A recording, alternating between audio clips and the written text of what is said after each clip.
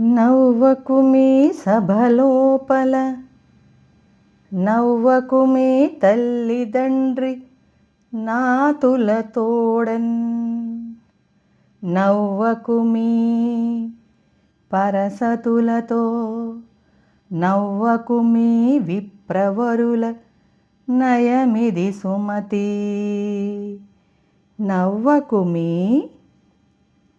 సభలోపల నవ్వకుమి తల్లిదండ్రి నాతులతోడన్ నవ్వకుమి పరసతులతో నవ్వకుమి విప్రవరుల నయమిది సుమతి. అంటే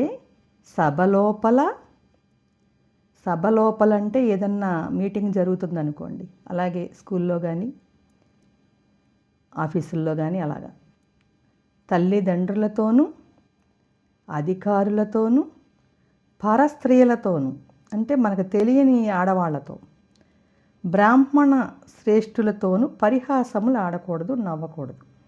చాలా తప్పు. ఎలా అంటే తల్లిదండ్రులతో చక్కగా మాట్లాడవచ్చు, నవ్వచ్చు, కానీ తల్లిదండ్రులతో కూడా మనం అనవసరంగా నవ్వకూడదు. గేలి చేసినట్లుగా వాళ్ళు బాధపడతారు. వాళ్ళు ఏదన్నంటే మళ్ళీ మీరు బాధపడతారు. అలాగే స్కూల్లో అవసరమైనప్పుడే నవ్వాలి. ఊరికే నవ్వారనుకోండి, పరిహాసంలు ఆడారనుకోండి, టీచర్ గారు ఏమనుకుంటారు, ఎందుకు ఇలా నవ్వుతున్నాడు, ఎవరిని చూసి ఎగతాళి చేస్తున్నాడు, ఒకవేళ నేను పాఠం చెప్తే అలా చేస్తున్నాడా, అలా అంటున్నాడా అనుకుంటారు అని వాళ్ళు అనుమానపడతారనమాట. అలాగే అధికారులతో నవ్వుతూ మాట్లాడాలి. నవ్వుతూ మాట్లాడడం అనేది మంచిదే, కానీ ఆ నవ్వుల్లో రకాలు ఉంటాయి. ఎగతాళి నవ్వు, పరిహాసం నవ్వు. మాట్లాడే విధానంలో కూడా ఏంటమ్మా అనేది ఎలా ఉంది, ఏంట్రా అనేది ఎలా ఉంది, ఎగతాళిగా ఉంటుంది. అలా మాట్లాడే విధానాన్ని మార్చుకోవాలి.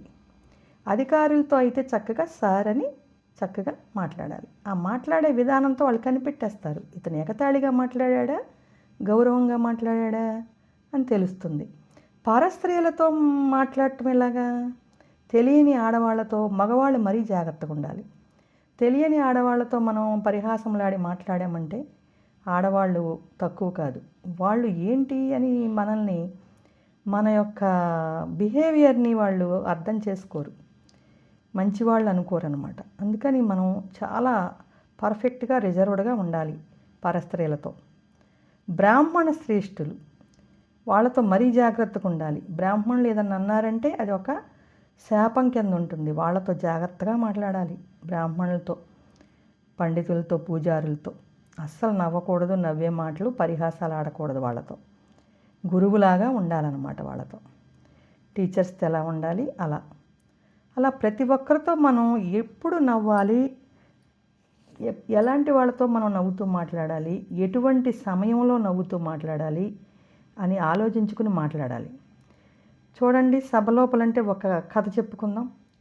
మీకు ద్రౌపది కథ తెలిసో తెలియదో, పాండవుల భార్య ద్రౌపది గురించి చెప్పాలంటే చాలా పెద్ద స్టోరీ చెప్పాలి. భారతం మనం చెప్పుకుందాం.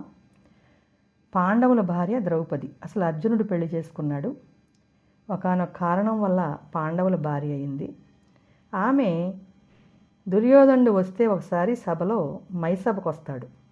వచ్చి అక్కడ నీళ్లున్నాయేమోననుకుని కాలు వేస్తాడు. నీళ్లు ఉండవు అక్కడ.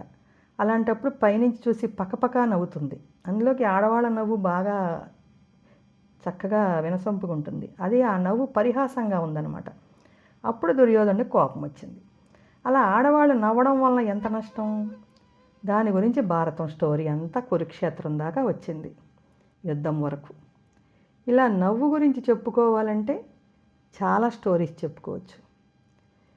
పరిహాసంతో మనం ఇదిగా నవ్వకూడదు. ఆడవాళ్ళు మరీని అవసరమైనప్పుడే నవ్వాలి. ఊరికే నవ్వుతూ ఉంటే వాళ్ళని అనవసరంగా చెడ్డగా అనుకుంటారు. ఇంకో విధంగా నవ్వు మంచిదని చెప్తారు, మళ్ళీ నవ్వు 4 విధాలా చేయటని చెప్తారు. నాణ్యానికి 2 ప్రక్కల బొమ్మ బొరుసు ఉన్నట్లుగా నవ్వు కూడా మంచిదే నవ్వితే, కానీ చెడు కూడా ఉంది నవ్వితే.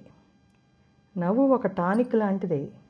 కానీ ఏ టానిక్ అయినా ఎక్కువగా వాడామనుకోండి ఏమవుతుంది? కడుపు నొప్పి వస్తుంది, మళ్ళీ వేరే మందులు వాడాలి.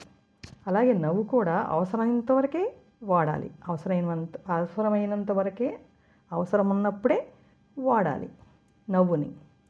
తర్వాత నవ్వడానికి మనకి ఉండదు. అందుకని నవ్వకు మీ సభలోపల, నవ్వకు మీ తల్లిదండ్రి నాతులతోడన్, నవ్వకు మీ పరసతులతో, నవ్వకు మీ విప్రవరుల నయమిది సుమతి. నాతులతోడనంటే యజమానులు, అధికారులు. ఇలా అందరితో కూడా పరిహాసం ఆడుతూ నవ్వకూడదు. అవసరమైనప్పుడే నవ్వాలి. టానిక్ని దాచుకోండి.